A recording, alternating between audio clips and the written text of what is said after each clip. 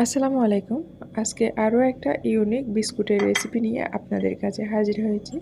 আশা করি আমার আজকের রেসিপিটা আপনাদের অনেক ভালো লাগবে।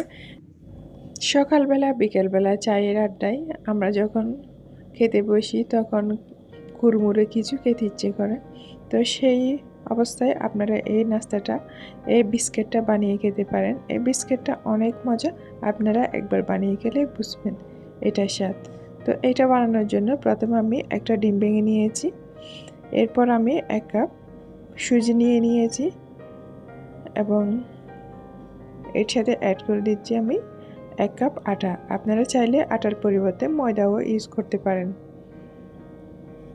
এখন এর সাথে অ্যাড করে দিব আমি চিনি। এখানে আমি 1 কাপ পরিমাণ চিনি ব্যবহার করেছি, বাট চিনিটা আমি অল্প অল্প করে ব্যবহার করব। এটা আমি গ্রাইন্ড করে রেখেছি গ্রাইন্ডারে। তো এর সাথে অ্যাড করে দিয়েছি 1 টিস্পুন বেকিং পাউডার এবং আধা কাপ তেল। এটা রান্নার তেল দিতে পারেন, আবার সয়াবিন তেলও দিতে পারেন, আবার বাটারও দিতে পারেন, আবার ঘিও দিতে পারেন।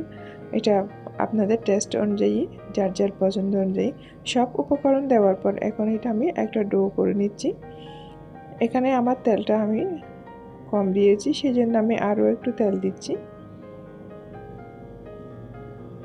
এখন আমি পারফেক্ট একটা ডো রেডি করে নিব। এখানে আমি কোনো পানি অ্যাড করব না। পানি অ্যাড করলে সেটা ফেটে ফেটে আসবে, বিস্কিট হবে না, এটা ভেঙে যাবে। তো এখন এই পর্যায়ে আমি আপনাদেরকে দেখাচ্ছি এটার কনসিস্টেন্সি। দেখছেন তো এটা কতটা স্মুথ হয়েছে, এরকম একটা স্মুথ ব্যাটার হতে হবে। এখন ব্যাটারটাকে আমি 5 মিনিটের জন্য এক পাশে রেখে দিব। সকালবেলা আমরা যখন চা রান্না করতে বসি তখন এটা আমরা অনায়াসে বানিয়ে খেতে পারি। তো এখন আমি 5 মিনিট পর একটা বোর্ডের উপর তেল মেখে দিচ্ছি। তারপর ডোটা নিয়ে একটু মতে নিব। তারপর আমি শেপ দিয়ে দিয়ে নাস্তাগুলো, বিস্কিটগুলো কেটে নিব।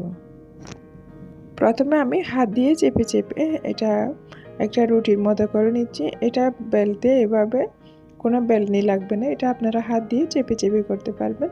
এখন এরকম একটা আপনারা চাইলে কোনো বোতলের কোনো ঢাকনা নিতে পারেন, আবার এরকম চামচ দিয়েও করতে পারেন, এরকম কেটে কেটে শেপ দিয়ে।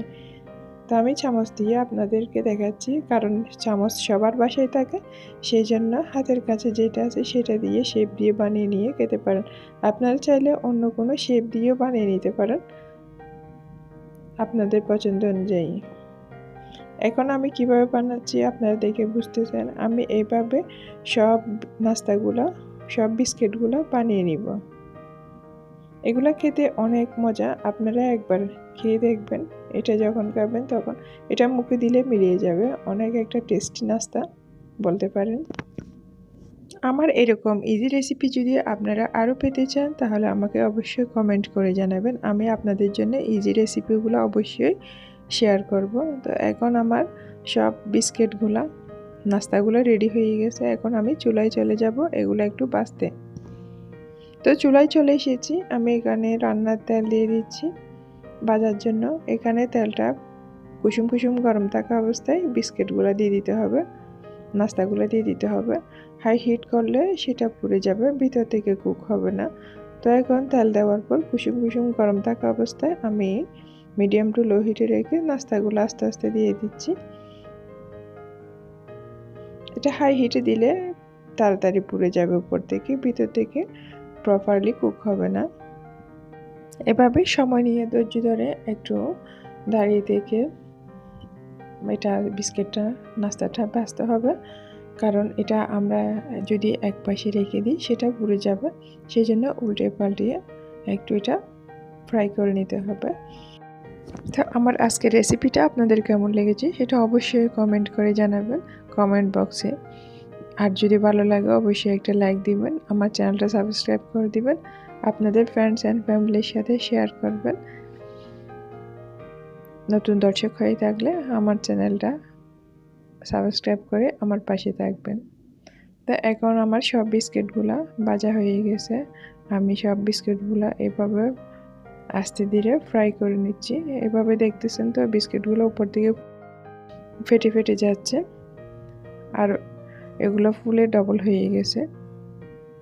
এখন এগুলো আমি তুলে নিচ্ছি তেল থেকে। এভাবে আমি সব বিস্কিটগুলো ফ্রাই করে নিব। আমি যে স্টেপগুলো আপনাদেরকে দেখিয়েছি আপনারা প্রতিটা স্টেপ ফলো করে যদি এই নাস্তাটা বানান, নাস্তাটা পারফেক্ট হবে। তো এই নাস্তাগুলো আমি আপনাদেরকে একটা দেখাচ্ছি কীরকম স্ট্রং হয়েছে।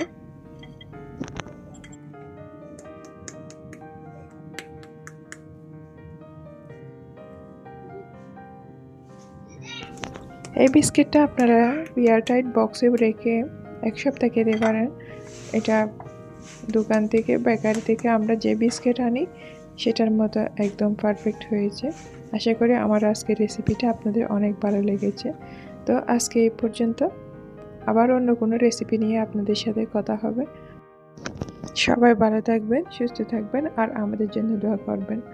আসসালামু আলাইকুম।